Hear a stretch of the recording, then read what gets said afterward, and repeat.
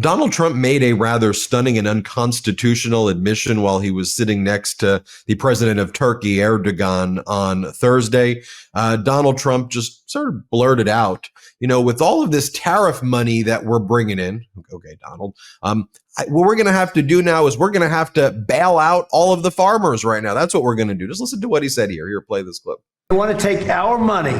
We're doing well because of tariffs. We're doing unbelievable. We're making more money than we ever have made. And by the way, we're going to take some of that tariff money that we made, just to get off the subject for a second. We're going to take some of that tariff money that we made. We're going to give it to our farmers, who are, for a little while, going to be hurt until it kicks in. The tariffs kick into their benefit. So we're going to make sure that our farmers are in great shape because we're taking in a lot of money.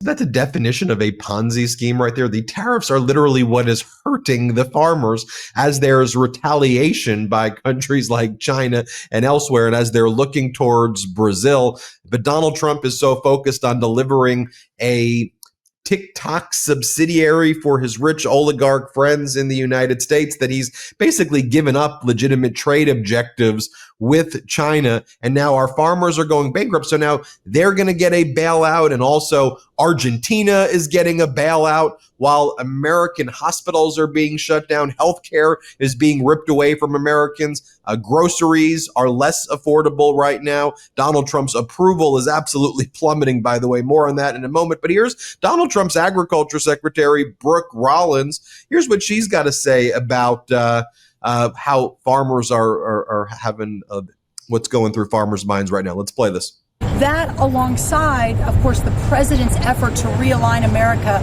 around American products and making all of these new deals, we are at a point where we're looking at the harvest, where we're looking at our soybean, corn, wheat, sorghum, cotton farmers who are facing very, very difficult times.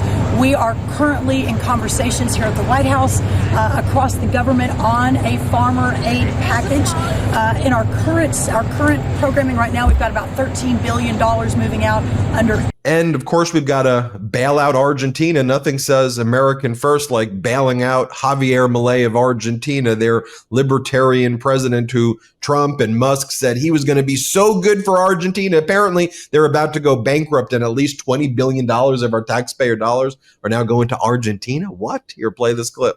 Investment has done very careful math about. And so anybody who thinks that they can cause a panic in Argentine markets has to understand that the U.S. is going to be a firm backstop to that. It's not that we're trying to put our finger on the scales of an election. We're trying to just make sure that market manipulators don't influence the election. So should we have a confidence then that the U.S. will support Argentina? Yes, the U.S. 100% will support Argentina and, of course, support the will of the voters. But again, there have been times where there are people who do things like they call them naked short attacks and so on, where market turmoil can be created ahead of an election by, people who like maybe. And then in this delusional, bizarro Fox world, Maria Bartiromo and Kevin Hassett pontificate about how there's actually no inflation right now and everything is going great. And Kevin Hassett says, I don't even worry about tariffs being passed on to consumers. It hasn't happened before. It's not going to happen in the future as inflation is rising. Here, play this clip. Therein lies the question in terms of whether or not that growth leads to ultimately companies passing on price increases. I mean, we haven't seen the inflation because we're looking at these numbers and they're low. But do you think at some point something's got to give, that companies will stop eating the tariffs and, in fact, start passing it on to consumers?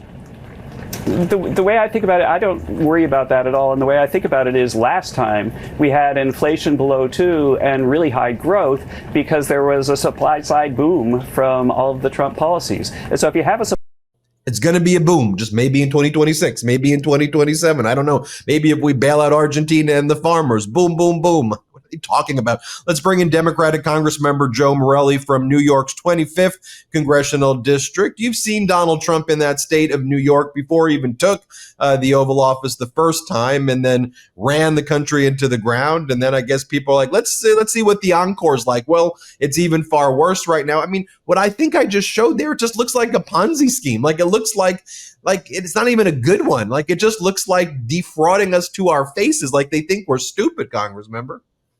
Well, look, it's a little bit like I feel bad for all the sycophants around Donald Trump because, first of all, they're all playing to him as the audience. They could care less about actually giving information to the American public. But they're always playing to him.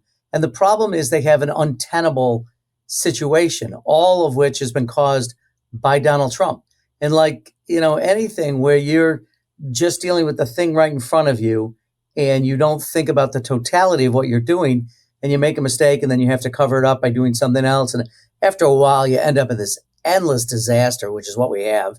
There is no theory of the case here. This makes no economic sense whatsoever. Them telling us that prices aren't rising is one thing, but when you're actually sitting at your kitchen table and you're paying more money and you're like at the end of the month going, how does this not add up as much?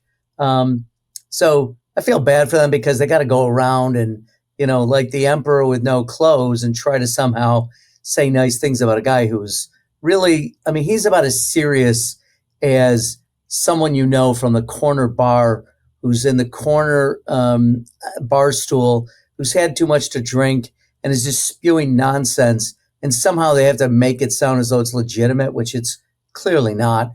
And this would all be really funny. It would be good for a Saturday Night Live skit or series of skits. The problem is it's hurting real Americans and real American families, and it's completely disrupting the whole world order. And America is quickly becoming a laughingstock, all of which ultimately American families are going to pay the price for. Look, you're the vice ranking member, right, on the House Appropriations Committee. And so when Donald Trump makes a comment that we've brought in $17 trillion, that's what he says. Yeah. And then his press secretary, who I call a propagandist, says 9 trillion. So it's somewhere between 9 and 17. But then we see for the last fiscal year, the deficit increased by another 2 trillion. We knew that last month the deficit increased more year over year than it did under former President Biden. I forget what the number was, 345 or 350 on 650 billion in expenditures. Like we literally have the data here. So if we brought in 17 trillion and there was a $2 trillion deficit, that would mean that we have a $15 trillion surplus, which would be great. That would actually be a golden age if that was taking place. But when you sit with like your colleagues on a very serious committee where you go through numbers and you have to talk about appropriations, like how do they even look at you? Like how do they look at you with a straight face? Well, I think there's a lot of them that are sort of metaphorically looking down at their shoes, kind of hoping nobody's going to call on them in class. The funny thing is, Trump administration touts 8 trillion. Of course, the president can't help him, so he's got to double a number. And by the way, the 8 trillion, to your point, is all a fantasy. This doesn't exist. This is, where a country says, oh, yeah, we'll invest in America. And he just starts writing down the numbers as though they've already happened. The truth is, Biden actually got real investments in the United States by foreign governments and by companies that were relocating and reshoring in the United States because manufacturing is a big deal. We do want more companies back in the United States. But here's the problem for whenever the president speaks, and I hate to make light of this because he's the president of the United States, but it's almost without exception just fantasy. It bears no connection to reality whatsoever. This week he's a scientist suddenly, and he's telling us, what we should do for a fever if you're a pregnant woman, or he can't pronounce anything, but because he really doesn't know it, he's giving medical advice, and then he's talking about autism, and then he's talking about trade deficits of which he knows nothing. It's an endless series of just baloney. And any serious people would find this laughable. Problem is, as you pointed out, he's the president of the United States. So we've never had a situation like this. 250 years of American life, you've never had somebody less serious in the Oval Office who really doesn't even understand the nature of the presidency, doesn't understand the nature of leadership.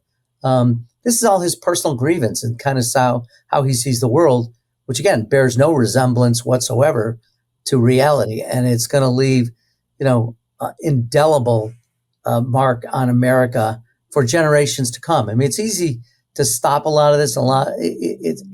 It's easy to stop medical research. It's easy to stop work at the National Science Foundation. It's easy to stop hiring federal workers.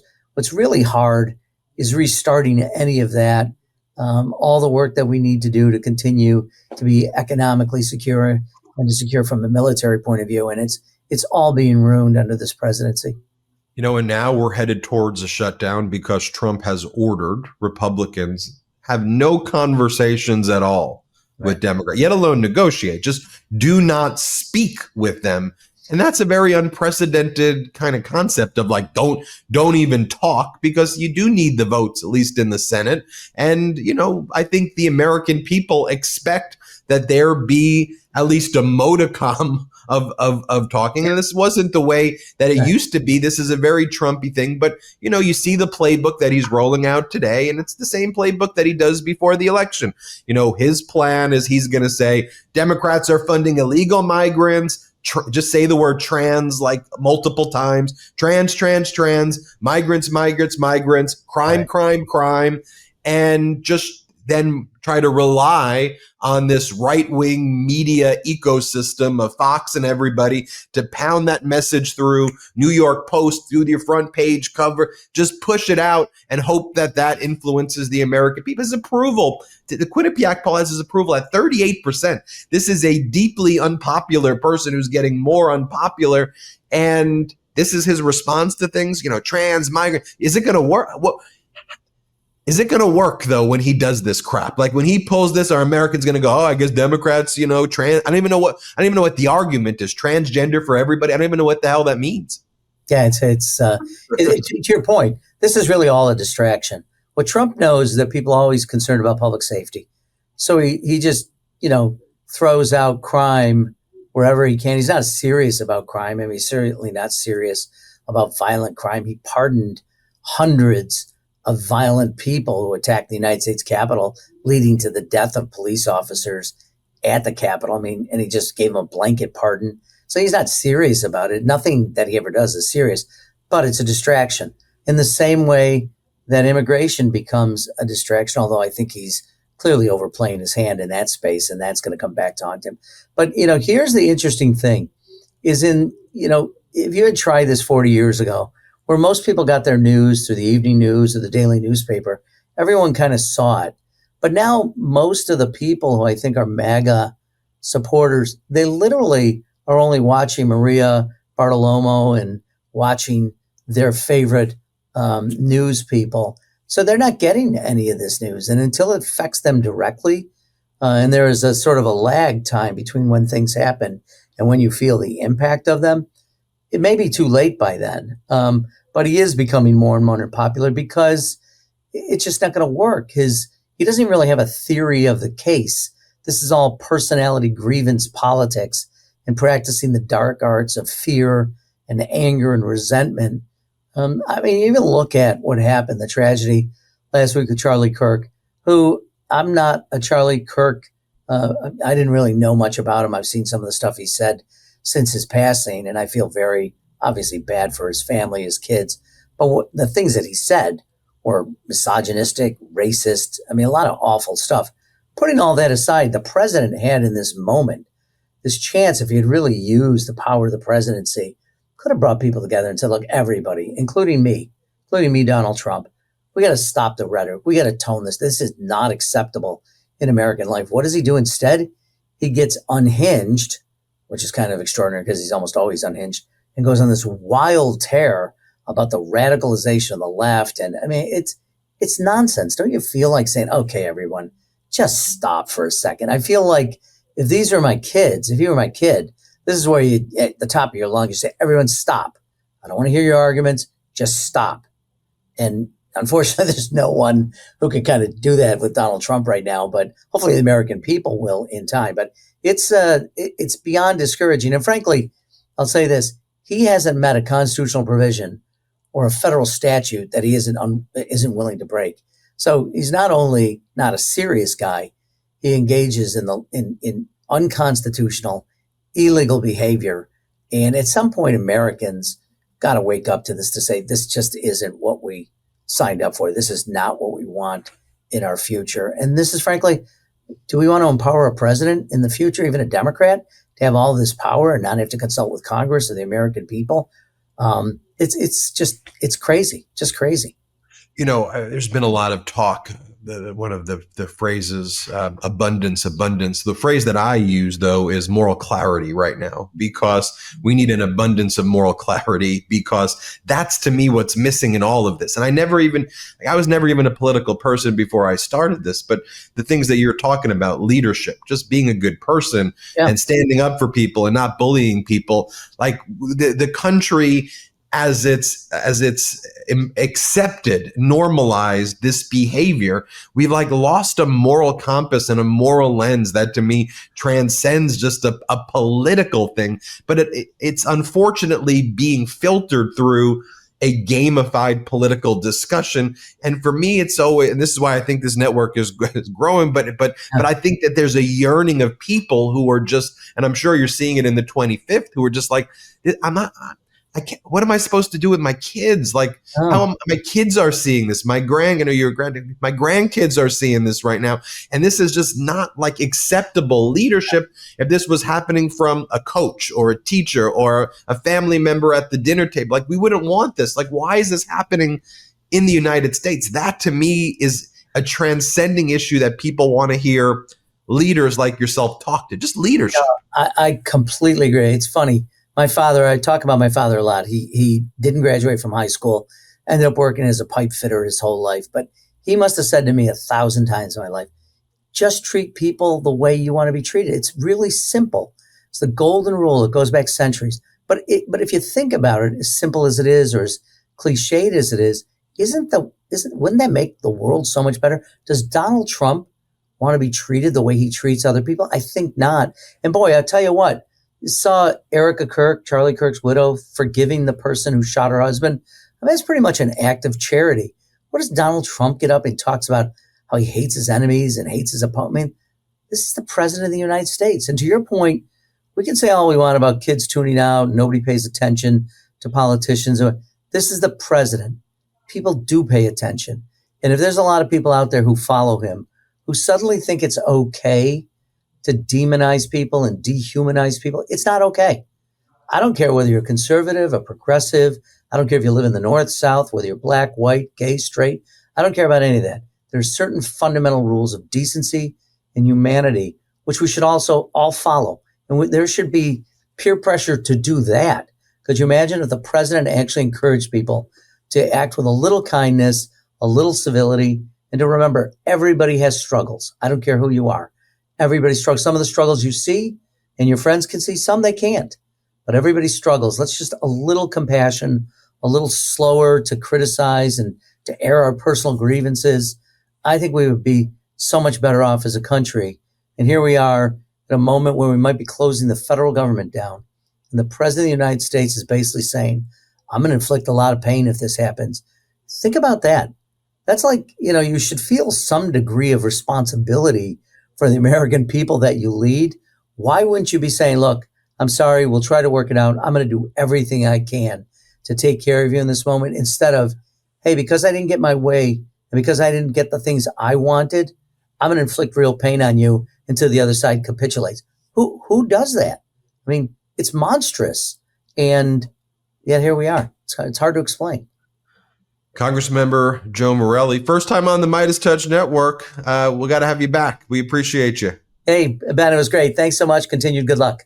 Thank you. Everybody hit subscribe. Let's get to 6 million subscribers. Want to stay plugged in? Become a subscriber to our Substack at MeidasPlus.com. You'll get daily recaps from Ron Filipkowski, ad-free episodes of our podcast, and more exclusive content only available at MeidasPlus.com.